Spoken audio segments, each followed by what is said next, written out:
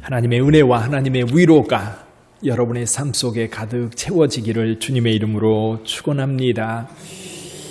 엘리베이터 회사 가운데 오티스라고 하는 회사가 있습니다. 이 오티스라고 하는 회사에서 엘리베이터를 만들어서 건물에 설치를 했는데 사람들이 불평을 되게 많이 하는 거예요.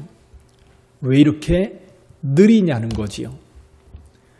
이런 컴플레인이 계속 들어오니까 이제 오티스라고 하는 회사에서 이 컴플레인을 해소하기 위해서 무던히 노력했습니다.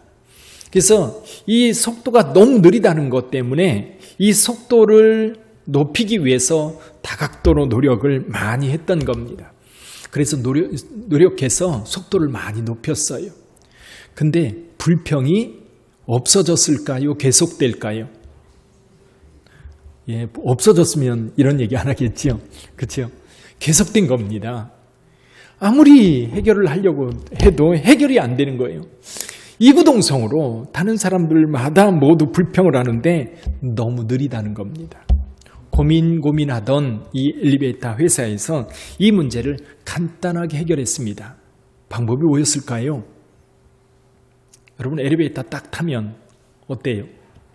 거기에 눈에 확 띄는 게 있지요. 그게 뭐죠? 거울입니다. 거울. 거울 보셨어요? 물론 가끔 엘리베이터에 거울 없는 엘리베이터가 있긴 한데 여러분 아파트에 있는 대부분의 엘리베이터에는 뭐가 있어요? 거울이 있어요. 이 회사에서 이 컴플레인하는 이유를 알았던 겁니다. 사람들이 속도의 문제가 아니라 엘리베이터를 타면 아무것도 안 하잖아요. 가만히 있어야 됩니다. 그런데 가만히 있어야 되는 게 시간이 길건 짧건 지루한 거예요. 그래서 거울을 붙여놨더니 이 컴플레인이 싹 사라졌다고 합니다. 그러니까 엘리베이터를 타는 사람도 왜 속도가 느린지 또 왜 이렇게 불평이 많은지 본인도 모르고 주변 사람들도 몰랐던 거지요. 간단하게 해결했습니다. 사실 생각해보면 지루함과 거울 아무 상관이 없는데 이 문제의 근본을 파악하고 거울을 달아놓음으로 인하여서 해결이 되었다고 합니다. 출애굽기 16장에 보면요. 이스라엘 백성들이 출애굽하자마자 모세와 아론을 원망하기 시작합니다. 이스라엘 자손 온 회중이 그 광야에서 모세와 아론을 원망하여 이스라엘 자손이 그들에게 이르되 우리가 애굽 땅에서 고깃가마 곁에 앉아 있던 때와 떡을 배불리 먹던 때에 여호와의 손에 죽었더라면 좋았을 것을 너희가 이 광야로 우리를 인도해 내어 이 온 회중이 줄여 죽게 하는도다. 물론 광야에요 먹을 게 없습니다. 먹을 걸 구할 수도 없습니다. 애굽에서 싸가지고 왔던 음식들 어느덧 다 떨어지고 아마도 이 조금 남아있는 이걸 어떻게 해야 되나 그런 고민도 분명히 있었을 거예요. 근데 참 더 큰 문제는요. 광야라고 하는 곳이죠. 먹을 것도 없고 낮에는 뜨거운 떼약볕. 여러분 섭씨 50도 넘는 온도면요. 낮에 밖에 나가지 못합니다. 얼마나 덥겠어요. 또 집이 아니라 광야에 나왔으니까 잠자리는 또 얼마나 불편하겠어요. 먹는 것도 마찬가지. 모든 게 불편해요. 그러니까 이 먹는 것 가지고 불평을 하는데 사실 먹는 것 문제는 아주 작은 문제인 거예요. 아주 중요한 문제가 한 가지 있었습니다. 지금 광야에 나온 이스라엘 백성들 애굽에서 어떤 일을 경험했어요? 첫째는 애굽에서 노예 생활할 때 얼마나 힘들었습니까? 그리고 하나님께서 그들을 구해낼 때 애굽 사람들에게 10가지 재앙을 내리는 그것을 직접 목도하면서 살아계신 하나님을 찬양했을 거예요. 애굽을 떠날 때 그는 얼마나 큰 기쁨으로 떠났을까요? 바벨론에서 이스라엘 백성들이 돌아올 때에 그들의 입에는 찬양이 찼었도다. 웃음이 입에 가득하였도다. 그렇게 놀이를 하고 있는데 아마 출애굽하던 이스라엘 백성들 그 노예 생활할 때 그 극도의 고통, 그 어려움에서 해방되는 그날 얼마나 행복했을까요? 홍해바다가 갈라지는 그 놀라운 은혜, 놀라운 기적을 통해서 애굽의 군대와는 완전히 결별된 상황으로 완전한 자유를 누리게 되었습니다. 근데 조금 불편한 것 때문에 원망, 불평 쏟아져 나옵니다. 사실 이들에게 진짜 문제는요, 다른 게 아니에요. 하나님께서 그들에게 베풀어 준 은혜를 잃어버린 겁니다. 은혜를 잃어버리고 은혜를 생각하지 않을 때 불평이 나오고 원망이 나옵니다. 오늘날도 마찬가지입니다. 오늘날도 저와 여러분들이 신앙생활하면서 하나님을 향해서 원망하고 불평할 때에 물론 다른 요소들 때문에 우리가 불편하고 힘들고 또 요즘 코로나 바이러스 때문에 세상 사람들이 기독교에 대해서 원망하고 불평하고 기독교라고 하면 지긋지긋하다라고 하는 그런 이야기를 들으면서 우리도 불편해. 우리도 힘들어요. 그런데 이렇게 불편하고 힘들 때에 오히려 우리가 원망하고 불평하면 여러분 사단이 제일 좋아해요. 우리가 잊어버리고 있는 것 그게 뭘까요? 은혜입니다. 은혜. 하나님이 주신 그 은혜를 잃어버리면 우리 입에서 불평이 나올 수밖에 없어요. 원망이 나올 수밖에 없어요. 근데요, 그 은혜에 대한 감격이 이 속에 가득 채워졌으면 죽는 것도 유익함이라 사도 바울이 여기서 고백하고 있는 것처럼 이 죽음이라고 하는 것조차도 내게 그렇게 큰 의미가 없어요. 두려워할 것도 아니고 불안해야 할 것도 아니었던 거지. 우리는 오늘 이스라엘 백성들, 그 원망하는 이스라엘 백성들을 보면서 평가합니다. 은혜를 잃어버린 백성들. 나중에도 여러분 우상 숭배에 빠지고 불의한 일을 행하고 불법을 행하고 악을 행하는 그들, 늘 내면을 들여다보면 하나님의 은혜를 잃어버린 거예요. 자, 어떤가요? 우리는 이들을 평가하고 있는데 이들이 만약 오늘 우리 가운데 온다면, 아니 출애굽의 과정, 광야 생활을 다 마치고 요단강을 건너 가나안 땅에 들어갔던 이스라엘 백성들이 오늘 우리를 바라보면서 오늘 여기 빛된 교회에 오셔서 우리의 신앙과 우리의 삶을 이렇게 들여다보고 평가를 한다면 어떻게 할까요? 칭찬할까요? 아니면 책망할까요? 분명 요즘 그리스도인으로 산다는 것, 기독교인으로 산다고 하는 것이 좀 불편해요. 좀 마음이 무거워요. 즐겁고 행복하지 못해요. 특히 직장에서 주말에 교회 갔다 왔다고 하는 이야기가 들리면 난리가 나고 무슨 벌레 보듯 직원들을 바라보는 오늘 그런 문화 속에 저와 여러분들이 있습니다. 다른 곳에서 감염되면 너그럽게 봐주는데 교회에서 감염됐다고 하면 그 교회, 사회의 적폐 세력이 되어버린 그런 느낌이에요. 어느 교회, 김포에 있는 어느 교회가 이제 감염이 된 거예요. 근데 그 교회 아주 작은 교회여서 가족들이 5명이었다고 합니다. 목사님 부부, 부모님 2분, 자녀 5명이 예배를 드리는데 그날 예배 가운데 성도 1명이 참여를 한 거예요. 한 분이 참여를 했는데 이분이 무증상 감염자였던 겁니다. 들어와서 같이 예배를 드리니까 온 성도들 6명 성도가 전부 다 감염이 된 거예요. 자, 그렇게 되니까 사회에서는 뭐라고 광고를 했을까요? 뭐라고 이 소식을 전했을까요? 큰일 났다는 거죠. 교회 성도들이 전체가 감염되어서 교회발 감염이 확산 위험에 처해 있다. 그렇게 되는 거예요. 그 진실을 이렇게 보면서 굉장히 불편해요. 여러분 생각해 보세요. 지난번에 이태원에서 이 게이클럽에서 확산되었던 이 코로나 바이러스, 그때 이것이 대대적으로 처음에 광고를 하고 또 소식을 전하니까 정부에서 그리고 이 질병관리본부에서 뭐라고 얘기했어요? 인권의 문제가 있을 수 있다. 그러면서 이거를 덮기에 급급했어요. 지금도 아마 게이클럽이라든지 이런 곳에서 발생하는 코로나 바이러스 상당할 거예요. 근데 그거는 다 덮느라 정신없어요. 그리고 교회에서 시작된 게 아니라 다른 데에서 교회 성도들, 예를 들면 이런 거죠. 우리 빛된 교회 성도 중에 한 분이 어디서 감염됐어요. 그럼 조사하다가 어느 교회 성도래요. 그러면 빛된 교회 발. 지금 우리가 그런 상황 속에 저희들이 있거든요. 그게 불편해요.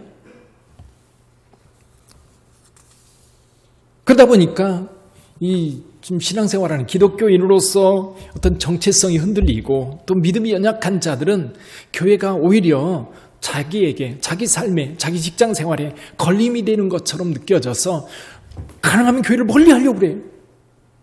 멀리하려고.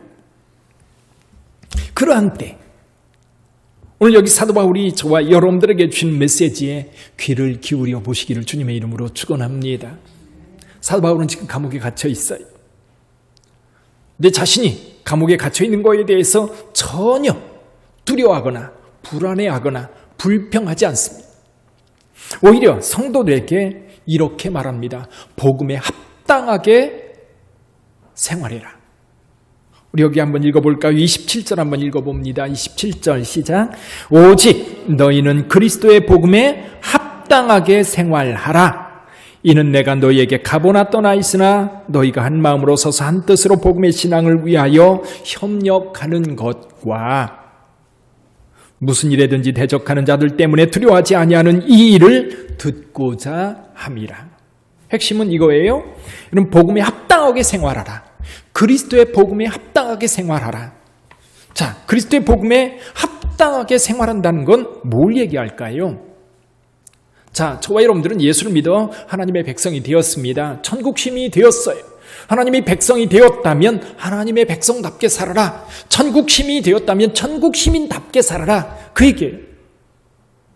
세상이 뭐라 하든지 하나님의 백성답게 그들 앞에 서라는 거예요.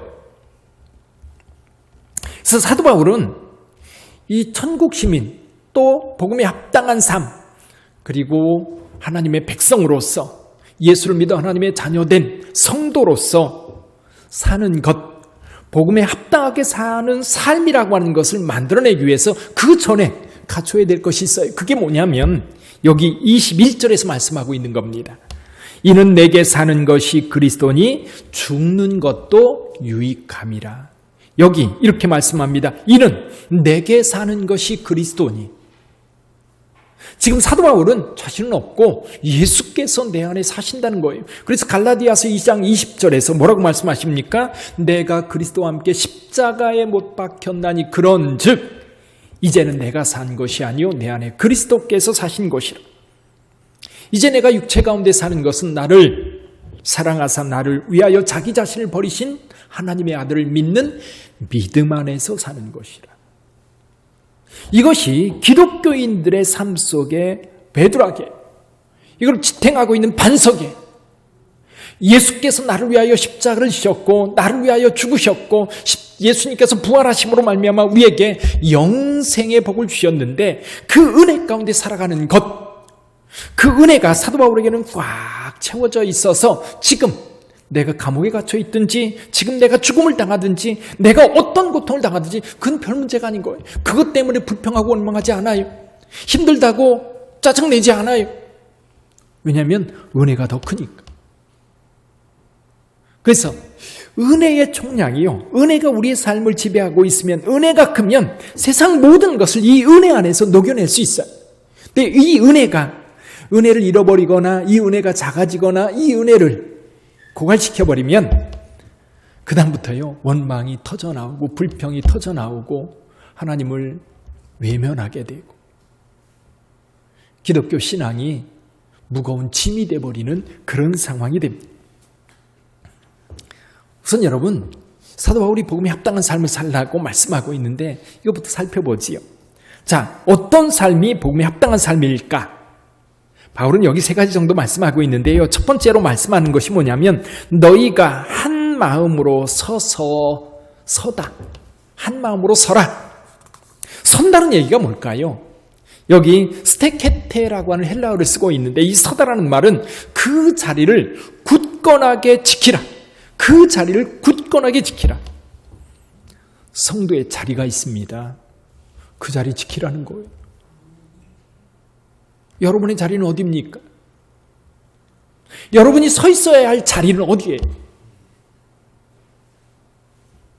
우선 여러분, 이게 도종환 시인은 그런 얘기를 해요. 있어야 할 자리에 있는 것들은 아름답습니다. 있어야 할 자리에 있어서 더욱 빛나는 삶은 아름답습니다. 그래요. 있어야 할 자리에 있을 때 아름답고요. 있어야 할 자리에 있을 때 그것이 선이에요. 있어야 할 자리에서 떠나면 어때요? 그게 악이고요. 그게 죄가 되는 겁니다. 요즘 트로트가 굉장히 유행하잖아요. 트로트 노래 중에 그런 노래가 있더라고요. 네가 왜 거기서 나와? 여러분들이 그런 소리 들으면 안 됩니다. 진짜로 예를 들면 어디에요? 나이트클럽이 있는데 지나가다가 성도가 보니까 우리 교회 성도가 거기서 나와. 그럼 분명히 들어야 되는 거예요. 네가 왜 거기서 나와? 그렇죠? 여러분들이 서 있어야 할 자리 한번 생각해 보세요. 빛된 교회 성도로 하나님을 믿는 믿음의 자녀로 그리고 예수 그리스도로 은혜를 입은 성도가 있어야 할 자리가 분명히 있어요. 거기를 떠나면요. 그게 죄고 그게 악이 되는 거예요. 여러분 물고기는요. 물속에 있을 때 아름다운 거예요. 물속에 있을 때 예뻐요. 근데요. 어렸을 때 보면 붕어가요. 이게 냇가에 이렇게 봄에 이렇게 보면 이게 한 줄로요. 쭉 헤엄쳐가는 게요. 너무 예뻐요. 근데 그 붕어가 풀밭에 나와 있으면 비린내 나고요. 썩고요. 아름답지 않아요. 있어야 할 자리에 서 있으라는 거예요. 주일이 되면 성도는 교회에서 예배를 드리는 예배 자리에 있어야 되는 거예요. 요즘처럼 함께 대면 예배 드리기가 어려울 때라도 가정에서요. 같이 온라인으로라도 대면하여 예배 자리에 앉아 있어야 되는 거예요. 예배 자리. 할 일 다 하고 나중에 인터넷 잠깐 열고 댓글 달면서 오늘 내가 예배 드렸다는 것을 표시만 하면 그게 예배 드린 게 아니에요. 정말로 예배의 자리에 서서 나를 구원하신 하나님, 창조주 하나님, 오늘 또 우리의 삶을 주관하시는 그 하나님 앞에 찬송하고 기쁨으로 노래하고 말씀에 아멘하고 내가 드릴 예물을 하나님 앞에 정성껏 드리면서 예배자로서 그 자리에 서 있을 때에 성도는 아름다운 거예요. 자리만이 아닙니다. 진리와 거짓이 있을 때 우리는 어디에 설 거예요? 진리 편에 선 거예요. 위선의 자리가 아니라 진리의 자리에 서서 하나님의 말씀을 마음에 품고 그 말씀을 따라 사는 겁니다. 사랑하는 성도 여러분, 성도는 영적 교제의 자리, 그리고 선을 베푸는 자리, 진리가 있는 자리, 여러분 욕망과 욕심을 따르는 그 자리가 아니라 하나님의 거룩함을 지키면서 이 땅을 위하여 중보하는 중보의 자리에 있을 때에 아름다워요.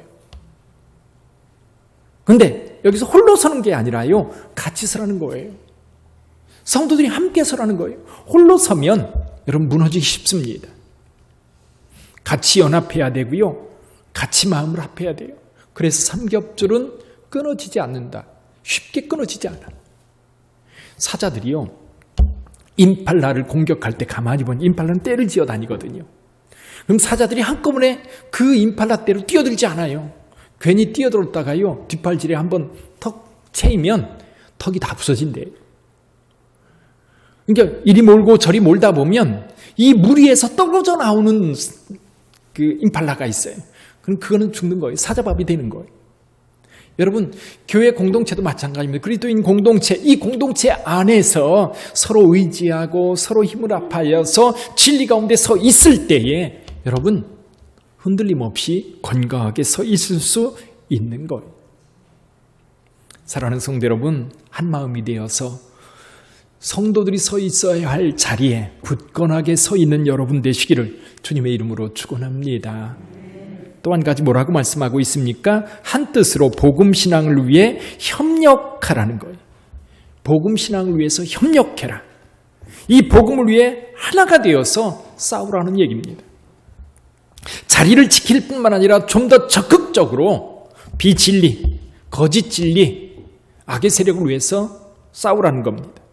성도들이 연합하여 교회를 분열시키는 세력과 싸우고 복음 진리를 거짓으로 바꾸는 세력과 싸우고 교회 공동체를 부정하고 교회 영향력을 막으려고 하는 세력과 싸워야 됩니다. 이 싸운다고 그러니까 사람들이 오해를 해요. 총과 칼을 들고 싸워야 되는 줄 압니다. 오늘날 매스컴을 통해 선전포고를 하고 언론을 통해 공방전을 이어가는 몇몇 교회들도 있고 목사님들도 계십니다. 우리가 싸울 자리는 거기 아니에요. 그건 제가 볼 때는요, 거기는 싸울 자리가 아닙니다. 사도 바울이 뭐라고 얘기합니까? 우리의 씨름은 혈과 육을 상대하는 게 아니라는 거예요. 혈과 육을 상대하는 것이 아니라 그 뒤에 있는 영적 세력, 그 악의 세력과의 싸움이라는 거지. 물론 우리가 부정하고 거짓된 것에 대해서 아무 소리 않고 입 다물고 있으라는 얘기가 아닙니다. 그러나 그들에게 전쟁을 선포하고 나서서 그들과 싸우면요, 누가 져요? 교회가 집니다. 악한 자들은요, 온갖 악한 방법들을 다 동원해가지고 어쨌거나 교회를 공격해요. 이럴 때 우리가 싸울 방법이 몇 가지가 있어요. 그 중에 한 가지는요, 여러분들이 영적 무장을 제대로 하는 겁니다. 영적 무장. 그래서 사도 바울이 이렇게 얘기를 해요. 그러므로 너희는 하나님의 전신갑주를 입어라. 전신갑주를 입을 때에 여러분 악한 날에 너희가 능히 대적하고 모든 일을 행한 후에 주님 앞에 단단하게 서기 위함이다. 그래서 우리가 갖춰야 될 영적 무장 뭡니까? 진리의 허리띠, 의의 후심경, 평안의 복음, 믿음 위에 모든 것 위에 믿음의 방패, 성령의 검, 하나님의 말씀을 가지라 말씀하고 있습니다. 그리고 실제로 우리가 이 영적 싸움의 가장 중요한 도구가 뭐예요? 기도입니다. 이렇게 말합니다. 모든 기도와 간구를 하되 항상 성령 안에서 기도하고 이를 위하여 깨어 구하기를 항상 힘쓰며 여러 성도를 위해 구하라. 영적 무장이 제대로 되어 있을 때에 여러분 세상으로부터 오는 공격을 막아낼 수 있는 거예요. 믿음이 흔들리고 구원이 불확실하고 믿음의 방패가 없고 진리에 서 있지 않으면 무너집니다. 악한 자들의 공격에 여지없이 무너져요. 영적 무장이라고 하는 것이 바로 그겁니다. 말씀합니다. 여러분, 진리의 허리띠, 의의 후심경, 그리고 평안으로 준비한 복음, 믿음의 방패, 성령의 검, 이런 영적 무장이 단단하게 되어 있고, 그리고 세상을 향해서 선전포고를 할 때 그건 뭐예요? 기도입니다. 기도. 옛날에 이중표 목사님이라고 하는 분, 한신교회 목사님이신데 그분의 이제 신학이 별세 신학이라고 그래요. 별세 신학. 근데 이분은 나라와 민족을 위해서 기도할 때는 언제나 눈물을 흘리면서 기도했다고 그래요. 오늘날 바로 그런 때인 것 같아요. 진보 정당에서 자기네들이 정권을 잡으면 정말 이 나라가 부정부패에서 떠나고 깨끗한 나라 될 거라고 그렇게 생각했던 사람들이 있었던 것 같아요. 근데 정작 진보주의 사람들이 정권을 잡았어요. 기득권을 취했습니다. 그러면 여러분 정권을 잡았으면 그걸 가지고 자기네들이 평소에 주장하던 대로 부정부패 없이, 그렇죠, 정말 가난한 자들을 위해서, 소외된 자들을 위해서 살면서 그렇게 정치를 펼쳐야 되는데 어때요? 어떤 분의 이야기를 들어보니까 오히려 진보정당이 잡았는데 더 뻔뻔하게 악을 행하더라는 거죠. 기득권을 놓지 않으려고 별별 방법을 다 쓰는 거예요. 그게 조국 사태고 추미애 사태고 지금 이런 일들이 나타나고 있는 거예요. 결론이 뭐냐면 이 사람이 정권을 잡든 이 사람이 정권을 잡든 인간의 본성은 부패했기 때문에 뭔가 치면 쥐인 거를 놓지 않으려고 발버둥 치면서 악을 행하는 것이 인간의 속성인 거예요. 그러면 어떻게 이 땅에 하나님의 나라가 이루어질 것인가? 여러분, 예수께서 가르쳐 주신, 예수께서 우리에게 가져다 준 하나님의 나라만이 여러분 모든 사람들이 평안하고 모든 사람들이 진리 안에 살아갈 수 있는 유일한 나라인 거예요. 다른 것으로 대체할 수가 없어요. 요즘 들은 생각이 더더욱 그래요. 결국 이 나라의 소망은 기독교밖에 없다는 거예요.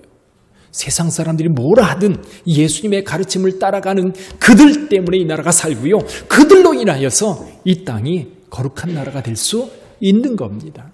여러분 확신하세요.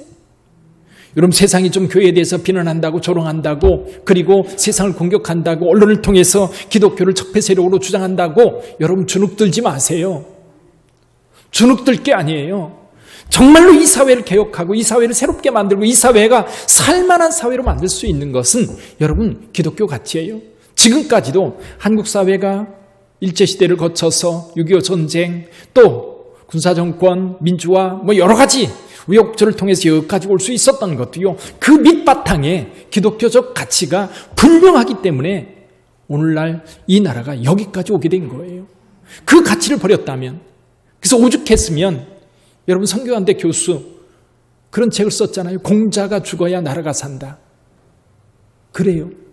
어쩌면 세상 사람들 오늘날 그럴지도 몰라요. 교회가 죽어야 나라가 산다. 오히려 교회가 죽어야 기독교가 산다. 그렇게 말할지 모르겠어요. 그러나 예수 그리스도를 믿는 그 예수께서 우리에게 가르쳐 주신 그 복음은, 그 복음의 진리야말로 우리를 진정 살게 하고 가정을 살게 하고 나라를 살게 하는 줄 믿습니다.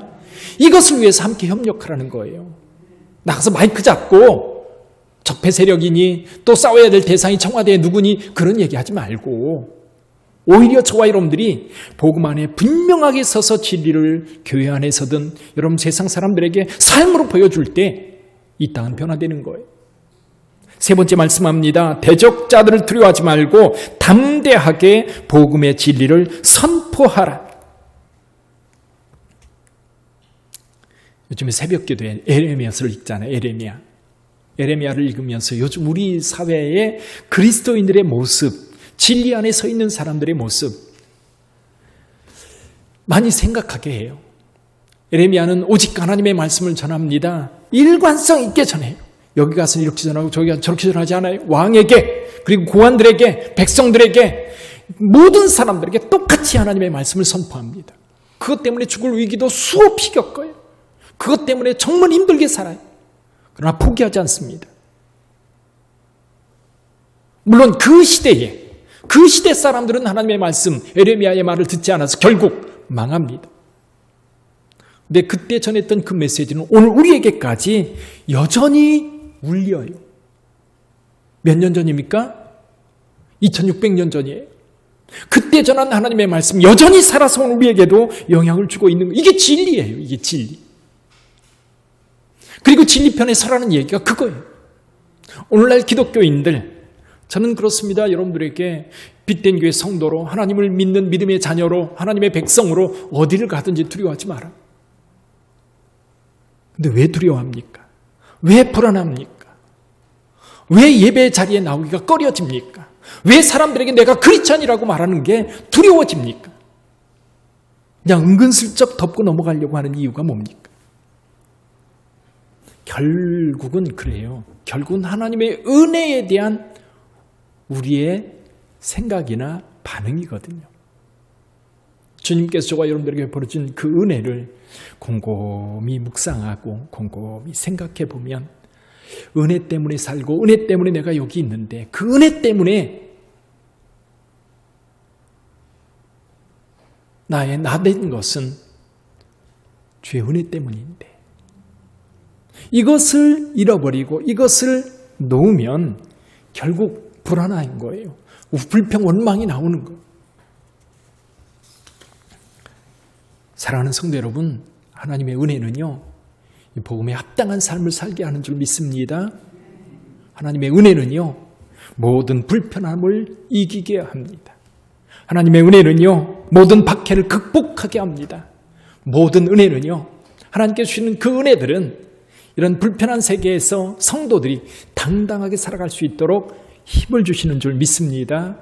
더 나아가서 하나님의 은혜는요, 세상의 소망이고요, 세상에 어렵게 살아가는 그들에게 힘이 되는 줄 믿습니다. 그래서 빛된 교회 성도 여러분, 저와 여러분들은요, 하나님의 은혜 안에서 복음에 합당한 삶을 살 뿐만 아니라 세상을 향해서 당당한 크리스천, 기독교인, 빛된 성도 되시기를 주님의 이름으로 축복합니다. 기도하겠습니다.